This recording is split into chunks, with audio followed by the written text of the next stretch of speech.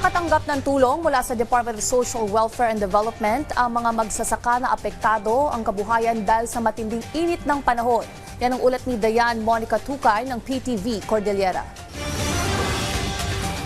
Lubos ang pasasalamat ng mga magsasaka sa Cagayan at Isabela sa kanilang tig 10,000 pisong natanggap na ayuda mula sa Department of Social Welfare and Development.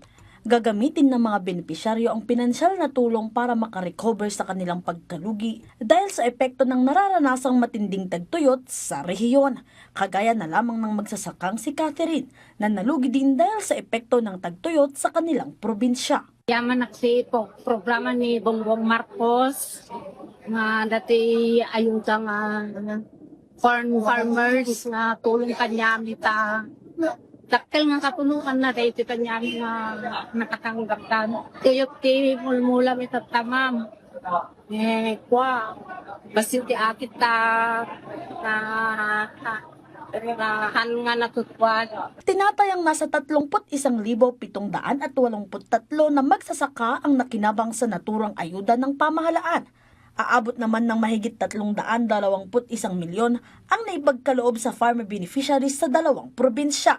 Una nang nakatanggap ang mga benepisyaryo mula sa Tuguegarao City, Tuaw, Piat, Rizal at Santo Niño.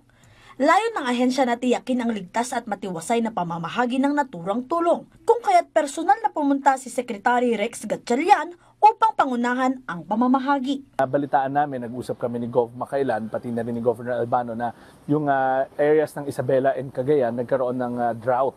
Napakahirap noon para sa ating mga farmers. Kaya nga ang naging usapan namin is to issue out kaagad simultaneous emergency cash transfer para yan sa mga magsasaka na naapektuhan, around 32,000 here in Cagayan, province-wide, to make sure na makabangon sila while ito na, padating na yung tag-ulan. Lubos din ang pasasalamat ni Cagayan Governor Edgar Aglipay sa tulong na ibinigay ng national government sa mga magsasaka sa kanyang lalawigan. Nilinaw naman ng gobernador kung bakit mas malaki ang naipagkaloob na tulong pinansyal sa mga magsasaka ng mais kumpara sa mga kawani ng TODA, Joda at rice farmers.